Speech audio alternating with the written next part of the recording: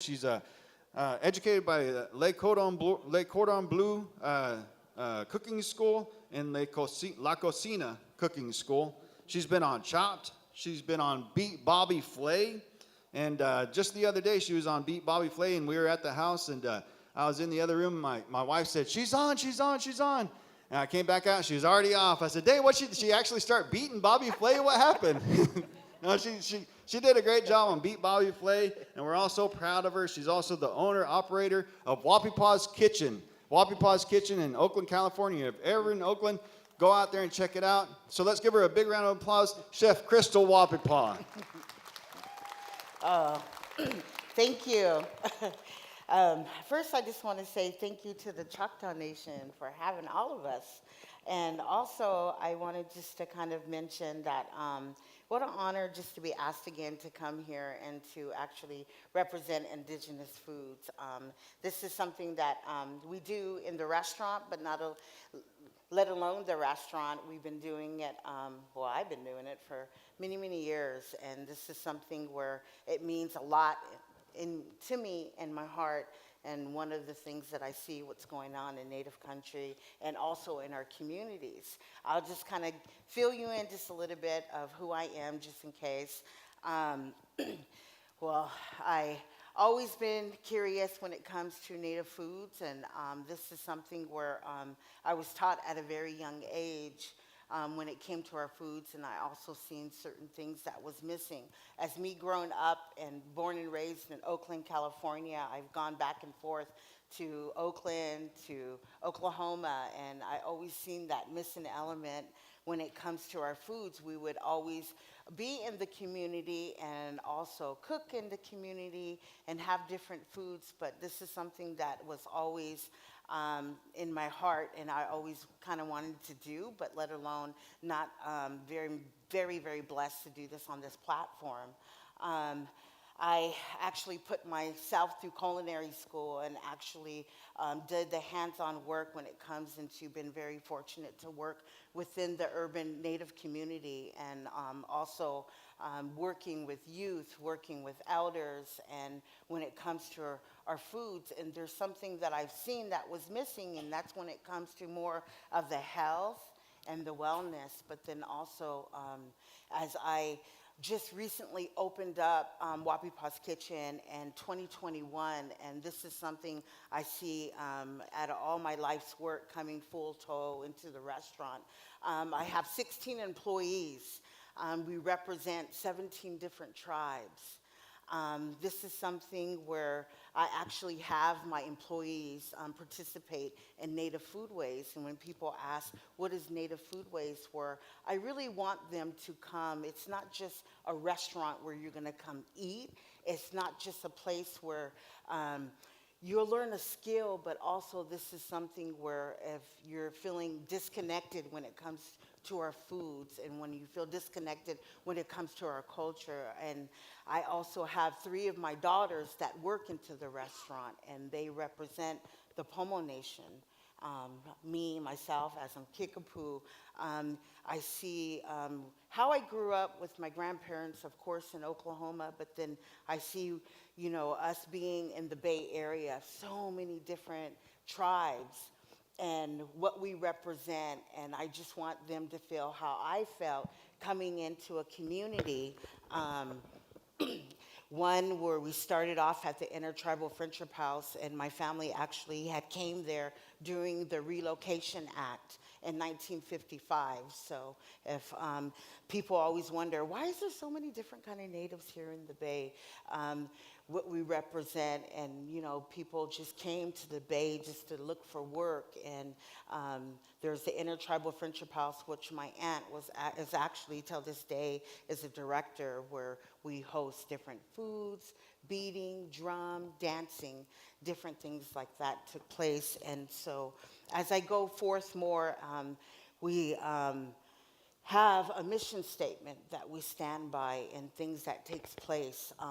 As you can see is my mission statement. It talks about sovereignty. It talks about reclaiming. It talks about, we also do the land back. A lot of people talk about when they see Wapipa's Kitchen, what does she mean when you talk about land back? Land back is just not that piece of land, but it's holding that space. And so all throughout my career being an indigenous chef, that's what I've been doing, is holding different space. Yes, I participated on Chopped. Yes, I participated in Bobby Flay. But to me, that's holding a space. If you're going to get an opportunity to have a voice out there, utilize it and say it. So that's where, I'll participate, if they ask, come on, Crystal. And if I'm like, okay, maybe somebody wants to be on television. Maybe somebody wants to have that little space, but when we haven't had that space created for us, as especially indigenous chef, why not? And so this is one of my life's works that I've been doing. And when it comes to holding different spaces, when it comes to the restaurant, what we represent, I have all my staff participate at the gardens. We work with 3 Native American gardens. We actually have the staff go and plant the seeds. And we have the squash seeds, for instance. They actually help harvest. And so we bring it back to the restaurant. And there's something that I've never thought in my career I would ever see. When you see these youth, especially these youth, wants to be future indigenous chefs but don't know how.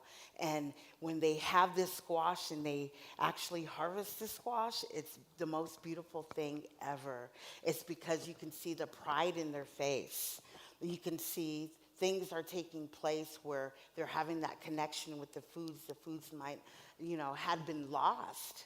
And so I actually, we cook in season. So this is one of the seasonal dishes that we do have at the restaurant. And so we have indigenous berry. We have the blueberries right now, and then we have, of course, the raspberries and the strawberries and the blackberries. Every place that I go to, we have different kind of seasons, so this is one of the seasons, especially in California because everything kind of grows really quickly. And so what I'm going to do is actually going to start off with the salad and kind of just tell you about more of the connection of the salad. So I'm a firm believer how we eat in season. It affects who we are, our mind, our heart, how we function out through the day. And this is where we practice the native foodways in the restaurant. And a lot of, when it comes to my employees, they say, oh, I really never realized that. And some have been eating all the food that we do in the restaurant, and they feel the difference. And so we're coming, of course, we're into spring, and so it becomes more of the lighter foods instead of the heavier foods. And so this is something where we actually do in the restaurant. So what I'm going to do is actually, we have one BIPOC farm that we work with and a Native American farm that we work with that actually grow our lettuce for us. And so our lettuce is kind of sprouting right now, and we actually got our first harvest last week, which is really great. And there's nothing like when you see something that you had planted from a seed and to grow and to actually come into a workspace where you actually love to work and you love to do, and it comes on the plate. But the most beautiful part is having our employees that represents those 17 different tribes of actually having a relationship with one of those ingredients. And so, for instance, I'll say we'll have Nani. She's from the Big Valley Pomo tribe. She came to the restaurant very, very quiet, but I seen the skills that she had. And so the more and more she start working with these skills and the ingredients and having that relationship, she totally came out of her bubble. She's actually now one of the lead caterings for our restaurant. She's actually creating different dishes for the restaurant, which I find very, very fulfilling in the part where opening up a restaurant, especially one of the first Native American restaurants when we have it in the Bay Area in Oakland, what we represent, because we're so much in the urban area. And so you see a lot of historical trauma taking place. You see a lot of people just trying to heal from mental illness. But I always tell my staff, right in the space that we have right here, we are in the progress of healing. We are in the progress of seeing different things take place, but when it comes to our food and health and wellness. So it's always really good to always monitor what you eat, because it affects how you think and how you feel. And so as we have this lettuce right here, I'm actually putting it on a big board. We have one of our dishes, which is called the Indigenous Food Board, but then when I seen it in the back, I said, oh, let's grab this.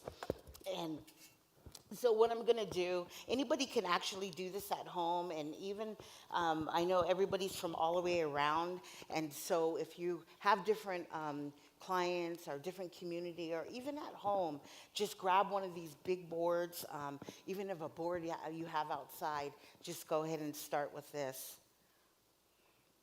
Can everybody see? And so this is where it becomes more me working with the community and me working with different people that wants to cook or wants to eat healthy.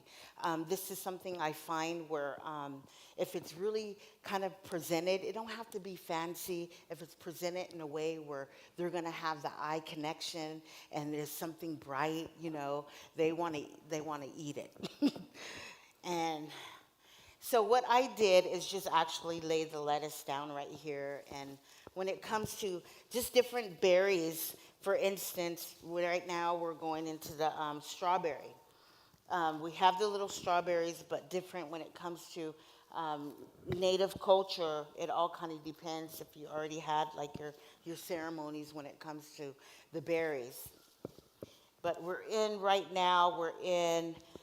April, so pretty much when it has the strawberries, well, of course we have the blueberries. And one of the things that we do after restaurant, but then I always love working with indigenous food producers, for instance, because they have these beautiful stories, and they're also reclaiming. They also do the sovereignty. And when it comes to that, I actually participate in the American Indian food producers, and I get to meet on hands with each and every one of them and actually see how they work and how they're providing for their communities, because it's always number one to provide to your community.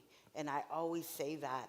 When it comes to us having the restaurant, the most beautiful thing that I see, I always tell them, it's not just a restaurant. This is something where everything in this world right now is kind of moving fast-paced. And wouldn't you like to see our children, especially when I talk about my children, my nieces and nephew, I would like for them to see a Native American restaurant actually has Native American foods from all of the indigenous lands, all the way from the south, all the way up to the north. And this is something that I feel that it's very important because of the fast pace we're moving into this world, where our kids are so used to going to McDonald's or, for instance, Brahms. You know, they're so used to seeing those things, but things are moving so quick. But if you actually take that stop and you put yourself in a little certain position and you say, hey, wait a minute. Yes, I always wanted to have a pizza restaurant.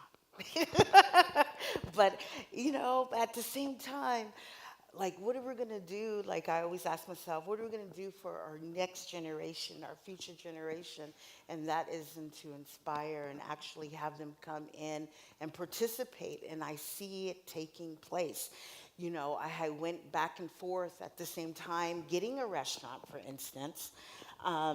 We went into COVID. Everything shut down for us, and I lost my commercial kitchen after 8 years. And I was brought into this position to have a restaurant, and I really had to pray about it, think about it, and I said, you know what, I think I'm going to do this during COVID. And I never thought in my dreams that I would have 16, almost 17 employees. At the same time, we run the catering business within the restaurant business, and I see it all coming full circle, especially with our youth. So I just want to encourage that to each and every one to actually, with our youth, it's very important that they see us doing things. It's very important that they see us how we eat, how we talk, where they can carry this on, especially with their traditions. And as I'm cutting these strawberries up, it's very easy to work with different kind of colors. And so you'll see me placing all the strawberries up on the salad bed right here. And how I'm placing them just a kind of a little bit up. You guys can I know you guys can't see, but you can see. But you guys can come over here and take a look here pretty soon. And then as I'm placing them on the salad bed, I'm just kind of putting them a little bit up on here, and then I'll have a little blackberries. And this is something where it's really good when we go into spring and we're eating berries. And if you guys haven't checked out, of course, the Bobby Flay, when I went into the studio, I actually, I didn't really plan on making some berries, but I just seen it. You'll see me making the little berries on there. But as I'm placing each blackberry right here, it's full of really good antioxidants, and it actually brings happiness when you actually eat it. If you ever eat something natural when it comes to eating different berries and salads, but this is also really great. You can add a little protein. It all kind of depends. I heard Chef yesterday made some salmon. That would have been really perfect with this one too. And as I'm adding all these berries on top of the salad bed, and it has these vibrant colors, and it actually, when we eat different things, especially we're coming into spring, try to really focus on eating something nice and bright. Try to focus on eating something light, because we're going into the summertime, and it's really good. Like if we eat something heavy, it's really going to affect us. And I find me actually doing that. I've been doing it now for like almost 10 years. So how you would eat according to season, you really feel the difference. And this is something where we have the heavy foods, and it's not, of course, if it's like 94, especially here in Oklahoma, we have different kind of weather. But as I'm placing each and every one, like of the blueberries, the blackberries, and the strawberries onto the salad bed right here, and then I actually have some maple, and I'm going to be squeezing a little bit of citrus into the maple, and I added some vanilla, like a vanilla stick right here into it. And so might be something different. You can add a little honey, but I add a little maple with a little vanilla, and then I'm going to have a little citrus that we're going to squeeze into there. This recipe, everybody should already have. It's very, very simple. It's just, you'll have your spring lettuce, you'll have your blackberries, you'll have your blueberries, and then you'll have your strawberries. And if you want to add dry fruit, that would be great. But it's something really colorful, something that is really you'll feel the difference as if you start it off, if you're at home, for instance, and you know how sometimes you don't want to overshop, but then you don't want to undershop, but you always can keep it and store it on there. And then what I have right here is just a lemon. I actually cut a lemon. I have 2 lemons right here, but you can use 1 lemon. Uh-oh. And then I'm just going to kind of squeeze it into a little metal bowl right here. It's very simple. I try to do things for everyone, start off very simple. You don't want to, show a little fancy. You could get a little fancy if you want to, but something really simple where everybody can kind of do at home. And then as I squeeze 1 lemon in here, I'm going to add, of course, we have some olive oil. Everybody should have the recipe. I'm gonna add just a little olive oil, and this is where it's gonna have that little natural citrus on here. And then I have some culinary sage. I'm just gonna have, it says on the recipe, it says a bunch, like a one bunch, and not so much because sage is so overpowering. And I'm just gonna cut it where it can breathe. And then from there, I'm gonna add, we'll say 2 leaves on here. And then I guess that's what I mean by one bunch. And then I'm just gonna kind of mix it all together where it can kind of breathe inside of here. And then as all the flavors come together, they'll kind of like, kind of speak to each other. And then I have the vanilla. We have a vanilla stick right here. It's very easy to find. You can find them in your local stores. This one right here, it actually, I cut it where it can breathe into the maple. And then I'm going to add a little bit of that. You can have honey, agave, whatever you like. That would be good. And then I'm just kind of mixing it all together. And then we're going to have this set just a little bit. But as I actually picked up, this is something where I find really good, especially when I'm on the road. I don't know if I know pretty much everybody's seen these, but they have dried squash and beets. If you have seen them like in Whole Foods or if you see them in your stores, this will be great as a substitute for croutons. You know, one, it could be gluten-free, and then you can actually make your own, but that's a whole nother demo. But this is good. And plus it's colorful, so when everybody sees it, they want to, you know, eat into it. And this is dried squash, beets. I love beets. And it has this real pretty, nice, natural color to it. And we kind of add that on there. And then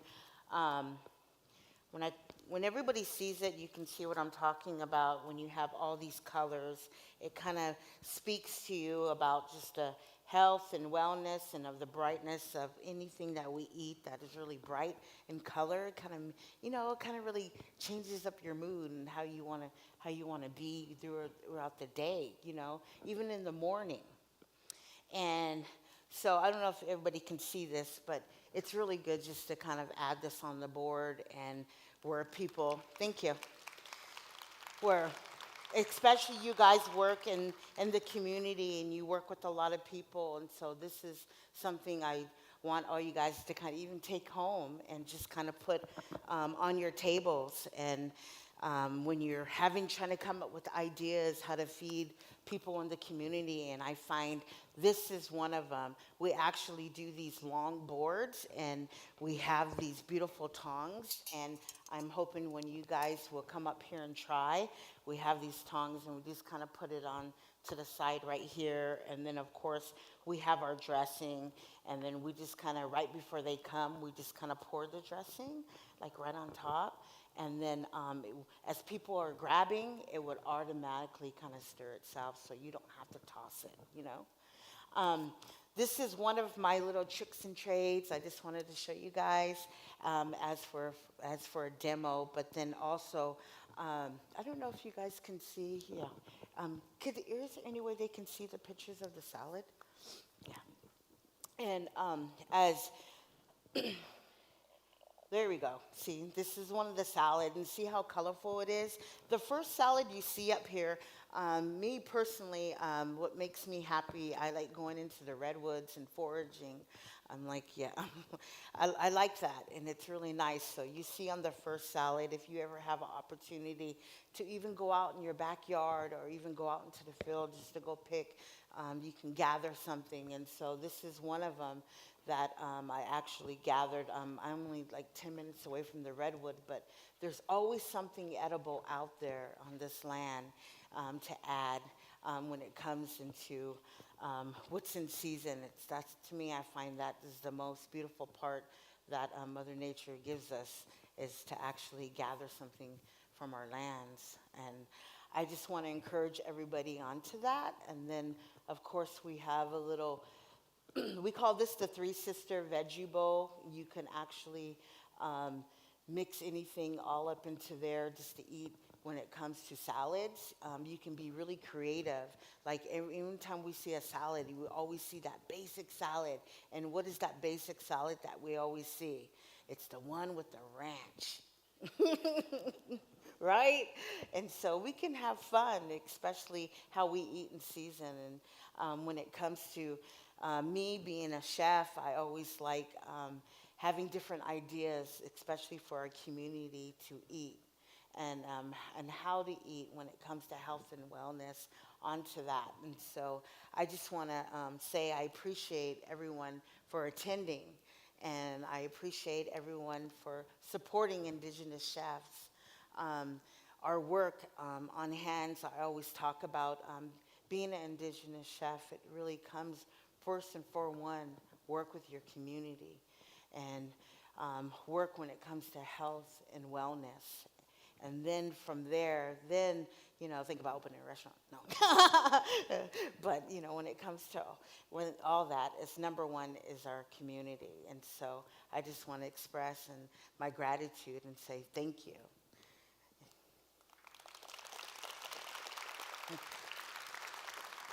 Chef Crystal Wapapa, we have a few questions from the audience. Is that all right if we do some Q&A? Oh, yeah. Okay. I love questions. And did you put that dressing on there already? Do we need to No, hurry? not yet. When Okay. you guys stand in line and come. So we'll ask some questions, and then we'll have anybody that wants to come up here and get a little sample here. We'll have to pray before we eat. Yes. So that way we can do like Jesus, make it spread a long way, right? Yeah. So my first question is, it's one from me. We've got some more on the Whova app, and Wes is going to help me find those. But the first one that I have is, my sons, after you visited our house a couple years ago, they are wanting to forage. They're wanting to go out and see what they can find. So they've been asking questions about edible things that are, like you said, in our backyard or on our allotments, our Kickapoo allotments over there in McLeod and Shawnee.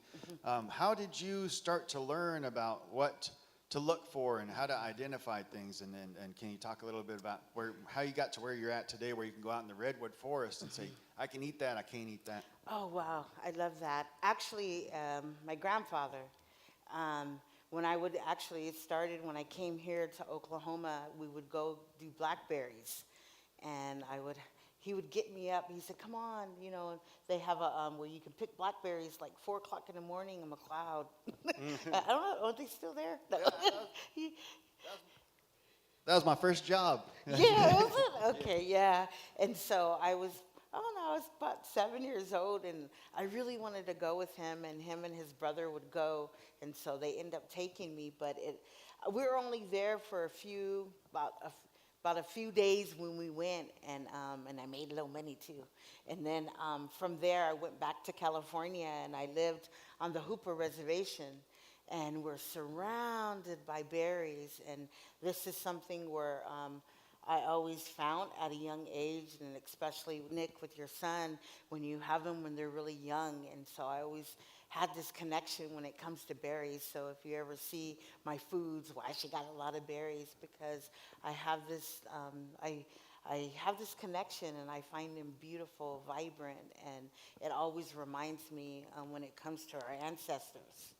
And this is something, it's good times because my grandfather is no longer here, but that little part carried 40 years after,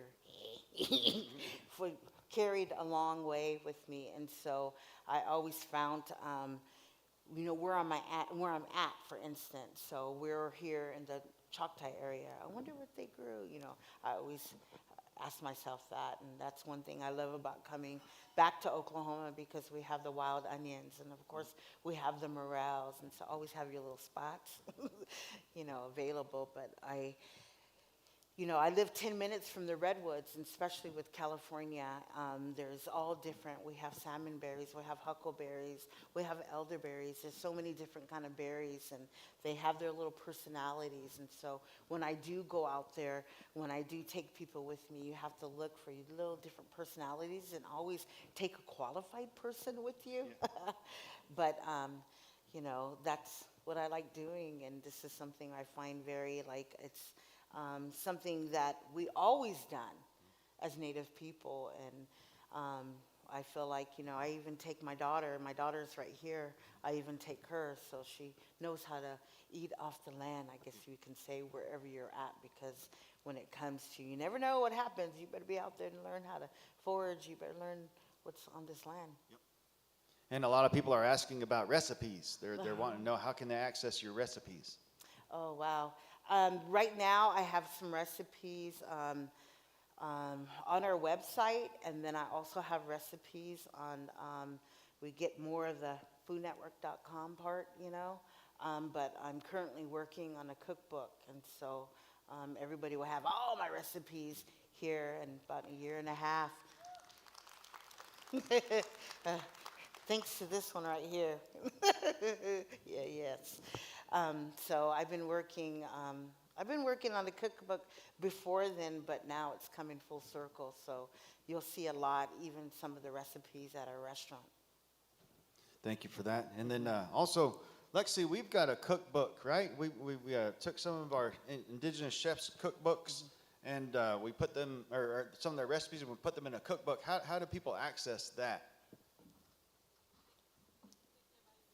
So you complete your evaluations, your overall, all the evaluations, that's one of the incentives. While supplies last, I think we only were able to print 250. Yeah, so we got 250, so do all your evaluations. That's one of the incentives for doing the evaluations and submitting those via the Huba app, or you can do the paper evaluations, get them all turned in, and you'll get a cookbook with our indigenous chefs' recipes included. So thank you for submitting those, Chef Crystal. Oh, yes. And then we've got two more questions here. How much time do you set aside for foraging? Oh, wow. It's, well, I don't really put time aside.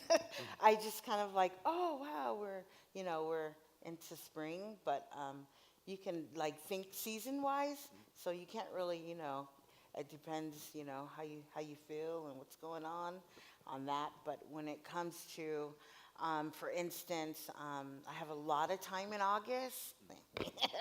I have a lot of time in August, and so that's where actually we do a lot of the chokecherries, and we do a lot of the elderberries, and so we work a lot with different tribes in California, and so we kind of go out there and I guess in addition to foraging, like actually going out yourself, you also have to find out those people who do forage, and they build up their supplies. And yeah. You might have a hookup here in Oklahoma from Morels, right? Mm-hmm, yeah. And when it comes to that, it's kind of like, for instance, we have someone say, hey, I'm up here. We got a lot of salmon berries. They're hanging, so you should come. But a lot I found, especially as I go out there gathering, a lot are in like the state parks. And so I have a lot of questions about that, but that's where it comes to my other side. They're all in state parks. Yeah, good to know, good to know. Yeah. And then when somebody asks, when you say maple, do you mean syrup or maple flavoring? No, maple. Yeah, no maple. No, none of the maple flavoring part. Some natural maple, but also at the same time, you can think of like more, like there's really no maple when it comes into California because I'm based in California. So a lot of the native people, they have a lot of honey. And so you can kind of, we have agave, you have honey, you have, all, you can substitute it. But if you want to use maple, just get that 100% natural. All natural maple, that's the best Yeah, stuff, right? yeah. And then you used dried squash Yes. today? Yes. Are there other uses for that? Yeah, me personally, I love drying my own squash because we have a lot of squash for the restaurant, and so since we don't have it on the menu as of now, we've been drying it, we've been freezing it, but this one right here, it's just something that I was, I've been traveling a lot, so I just saying, oh, dried squash, and we have little dried beets, but you can actually find that if you go, like, not so much of a Whole Foods or even a grocery store. You know how when you're in the produce area and you'll see beets kind of go by the nuts area, you can find those. And so it's a really good substitute for croutons. And, like us personally, we make our own croutons with cornbread. You can do that one too. You have to put those in your cookbook. Yeah. Promise? Yeah. No, it will be there. Okay, good. Well, that's our questions and that's our time. So, but you're going to hang out for a little bit up here. So, is it all right if people come up and Oh, yeah. get a little sample, and they can Oh. also ask you some questions if they have any? Yeah, yeah. Okay. I'm Well, open. Ask me anything. the Chef Crystal Walpole, let's give her a big round of applause, and thank you so much Thank for being you. here. Thank And you. give you a hug. Yes. Thank you, cousin. So that's our program for this morning. Lexi, am I forgetting anything? Oh, she's already about to tell me. What am I forgetting? Is this mic on?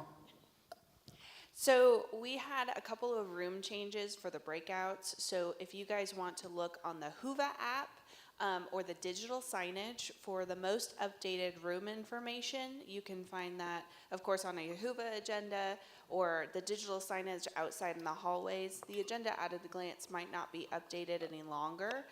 We just had some rooms that would be max capacity. So we wanted to make sure we accommodated everyone. So thank you. Chef, once again, thank you so much. Let's give her a round of applause. Thank you. Thank you again for all that you've done and all of your continued education. And in addition to that, let's give a round of applause to our MC, Mr. Wapipal over here. Keeping us on our toes, keeping everything going. All right, so I have one last announcement. Please keep up with your evaluations. They are on your table. If you can do us a favor and complete those, and you can leave those there, and we will pick them up. But besides that, I think we are good to go. One more thing. Francesca Toledo Alexander has a gift, and she's also, I wanted to recognize Fran. She's been getting all these native chefs together. Let's give her a big round of applause. She's got a gift for Chef Crystal here. We always like to give and send everybody off in a good way. So that's all I got. You got anything else, Wes? That is it. Thank you so much. We thank you guys. Breakout.